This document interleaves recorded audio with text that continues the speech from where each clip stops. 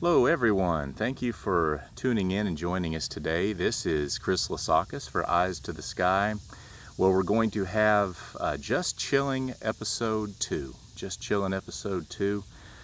For those of you who may have seen the first episode, it's just, or those of you who have not seen the first episode, it's just a chance for us just to sit and chat about the weather, the ongoings in meteorology today, kind of current events kind of thing, and just where everything's going with meteorology and everything. And right now with this episode, I would like to discuss with you tornado sirens.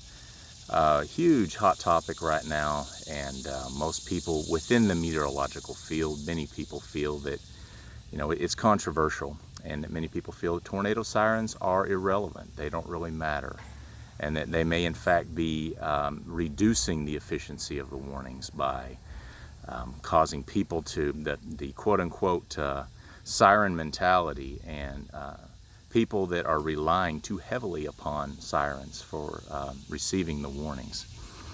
You may see my 2-year-old son Levi crossing in and out of the picture here today. Say hi, Levi. Levi is 2 years old. He turned 2 back in late June, and it's been a huge blessing in our lives. Destiny and I are so thankful to have a son to be able to run around and chase and play with, and he's been a real blessing, and has already taught me a whole lot in life, and looking forward to growing up with, doing life with him as he grows up. So yeah, so the siren topic is an amazing topic, and just without further ado, just to kind of plunge on in to the whole debate. I've been reading up, on the scientific peer-reviewed literature recently, in preparation for my dissertation research under Dr. Kathy Sherman Morris, and looking forward to learning under her guidance, and hopefully being able to complete my PhD studies here at Mississippi State University soon. The siren debate really cranked up about 10 to 12 years ago. Back in about 2010, 2011, obviously after the 2011 super outbreak in the eastern United States, amplified that debate significantly. One of the approaches I'll be taking to analyzing the siren debate is I have a hypothesis that sirens still work. They still have a purpose in the warning dissemination process. And my defense basically will be, if you remove NOAA Weather Radio, obviously that's the national agency, the National Weather Service, upon which officially issues tornado warnings, rates tornadoes and stuff like that. If you remove NOAA Weather Radio from like a lightning strike, high winds, and etc., then the principal way for folks to find out from there about tornado warnings is through cell phones or through television. And the problem with that is, if you lose power, if you lose the landline phone connections from the National Weather Service to the transmitters, the NOAA Weather radios are very easily knocked offline. And obviously if power goes out, that removes the television portion of the equation as well. There are other ways people are finding out about warnings today, through social media, obviously still word of mouth, and other ways, but those are the principal ways that people find out about warnings today, is NOAA Weather Radio, really cell phone, television, NOAA Weather Radio, and sirens. And if you look at a couple of cases, there's lots of cases we could talk about here, but April 27, 2011, the super outbreak, we'll just use that as kind of the base for this discussion, because it'll be one of my modules. I'm hoping that I can use this as one of the 3 PhD modules that I have to do to complete my dissertation here at Mississippi State. If you have a super outbreak, which of course we know those are not common, right? They're typically thought of as once in a generational kind of thing, once every 30 to 40 years kind of deal. And that may or may not be the case going forward, right? We really don't have a large database of case studies of super outbreaks, only 2 or 3 really to speak of, that could perhaps be seen as super outbreaks, 4 tops, that could be viewed as such. And so if you remove all other outbreaks and just talk about the ones that are most likely to kill large numbers of people, events where large numbers of people are in serious peril or danger from a massive catastrophic tornado outbreak like April 27, 2011, then you pretty much can expect mass infrastructure failure. You can expect no weather radio towers to go down across a wide area, perhaps. You can perhaps contemplate or expect large amounts of power outages, of course. That would even come first. And so just widespread infrastructure failure as a whole. Well, if you create a hypothetical situation where that has happened, like April 27, 2011, across northern Alabama, central Alabama, and east central Mississippi, specifically the case that comes to mind is the Browns Ferry Nuclear Power Plant, the Widows Creek plant in Jackson County, southern Limestone County, of course, being Browns Ferry. The major TVA lines, high tension lines, were taken down from violent tornado passages.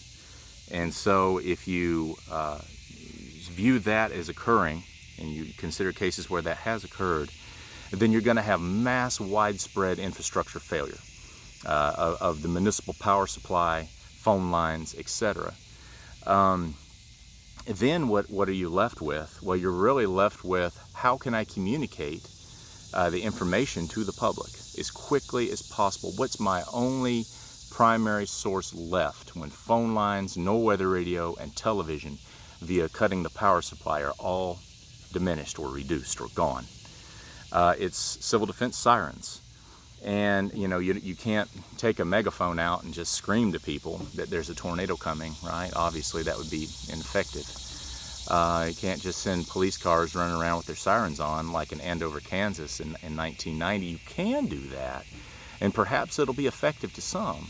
But the siren sound is kind of a universal sound, and most people, a lot of children even, know what it means. And so then in massive catastrophic super tornado outbreaks like April 27th, where you have huge infrastructure failure, then the logical choice is sirens. So that'd be my defense as a large portion of one of my modules is April 27th. So if you cut all those critical warning systems and delivery systems out, sirens still play a massive role. Because as you guys know, there were numerous no weather radio towers that were decommissioned or taken out, destroyed, or at least taken offline on April 27th, both from the morning round and from the afternoon round. And if super outbreaks are the most likely tornado events to kill or cause mass casualties, then you've absolutely got to ensure that you will have some sort of system that can help warn the bulk of the people, the majority of the people. Battery-operated, battery-backed-up tornado sirens would be the answer, in my opinion. And I know that there's going to be a lot of folks that are going to disagree with me. That's totally fine. But my job and goal here is to try to defend this hypothesis and to show that it still works. Sirens still work. And another module or another approach I'm going to take to this is we're going to look at regions, geographical regions that do have tornado sirens and that don't, or and test the casualty, injuries, fatality ratio and stuff like that, the casualties, and analyze it that way. And we'll also take regions that didn't have tornado sirens before a certain date, got them, that were untreated, so to say, before the tornado siren introduction, and then after, and see the introduction of tornado sirens, and then see how those two vary, before tornado sirens, after tornado sirens for one area, same geographical area, and see how those compare. And I think that'll be a fun analysis as well. It'll be interesting to see how that shakes out, and I hope you guys stick around and kind of follow me. I'll be gladly sharing that information with y'all, because I want the word to start getting out. Because the truth is, folks, if we think about it, right, All types of warning dissemination can fail. NOAA weather radio can fail. Sirens can fail. Radio can fail. Batteries blow up in radios. Batteries leak. Batteries die in the middle of the night. Power goes out. You left your weather radio in your car. Your cell phone dies. You forgot to make payments. Who knows? I mean, the list of possibilities is infinite, right? You can make a list a mile long.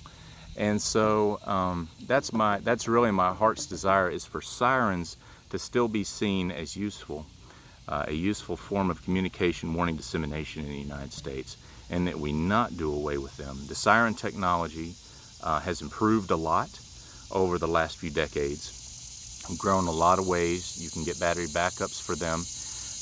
And I know that for me personally, sirens are just, they just have that aura about them that when you hear them, man, you got to take cover. Go and turn on the TV or the radio if you still have them. I'm sure if you have commercial radio, you'll be nearly 100% safe, because if you hear the siren, you have a battery backup AM, FM commercial radio. You can then go and tune in if all other sources of information have failed, TV, no weather radio, etc. And that'd be good to have that AM, FM commercial radio on standby. And so, yeah, just a couple quick testimonies. The Little Sioux Scout Camp up there in South Dakota, I believe, they used a siren to warn the children, the Boy Scouts, that there was a tornado coming. They needed to take shelter. They had just done a drill a few days before. That particular group of Boy Scouts that was a part of that troop that were there at the Little Sioux Scout Camp at that time. And the siren meant take shelter. They did. It probably saved lives. We don't know that for sure, but more than likely. And there's been lots of other examples of that occurring where the sirens, and there's lots of examples when no weather radio has saved lives as well. Don't get me wrong. I don't think no weather radio should be cut out of the system, should be truncated. I don't think that at all. I think it's a collective effort to try to warn folks of impending danger. And whatever means we can use effectively to communicate that to the public is what we should do. And have backup systems as well. Always have multiple ways of receiving warnings, right? Never rely on one. Always have several. And so, yeah, sirens can mean different things in different areas. For instance, I'll give you an example. Up in Booneville, Indiana, suburb outside Evansville, my wife's family is from that region, and they sound the sirens in the Booneville municipality for both severe thunderstorm warnings and tornado warnings. And that's fine if you understand what those mean. If you're a longtime resident, you understand what it means. Just tune in for more information when you hear the siren. It doesn't necessarily mean when you hear the siren, assume that it's a tornado warning. Yada, yada, yada. And that makes a difference to understand what the sirens mean for your region.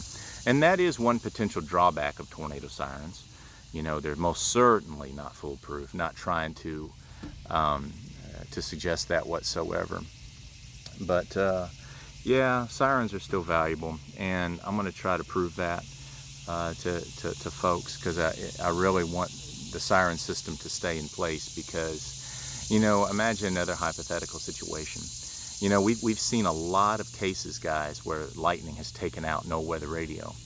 The Joppa tornado from February 16th, 1995. February 16th, 95, a lightning strike took out the no weather radio system across northeastern Alabama, north central and northeastern Alabama at about, I think 1 a.m., 1:30 a.m. And the tornado near Joppa went through Joppa at about 4 a.m. And so the no weather radio system was not available to activate, was not online. And sadly, people could not get the warning through no weather radio in Joppa, Alabama that night, that early morning. And so that's one example where a battery operated, because I don't even know if they lost power before the event, before the tornado went through and cut infrastructure. So folks could have received warning there that way. So take a hypothetical situation. I know it's easy to always assume the worst possible scenario, right?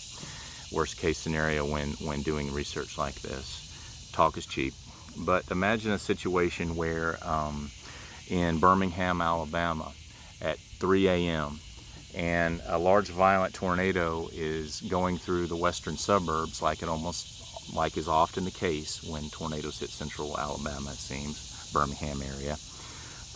And lightning strikes take out infrastructure, right? Big powerful super bolts from the top of a supercell thunderstorm destroy a no weather radio transmitter in near Winfield, or whatever the server is, the tower that serves that area, Birmingham. And so the weather radios are out, okay? And then say that the tornado is cutting high tension power lines to huge masses of real estate, and so you've lost television. Battery backed up sirens can still help warn residents in high density, high populated areas. Not that less populated areas don't matter, they do. Everybody matters, okay? And so we know that, and that's important to emphasize. But that's just one hypothetical scenario I can think of. There's other real life scenarios that have happened too that we can apply.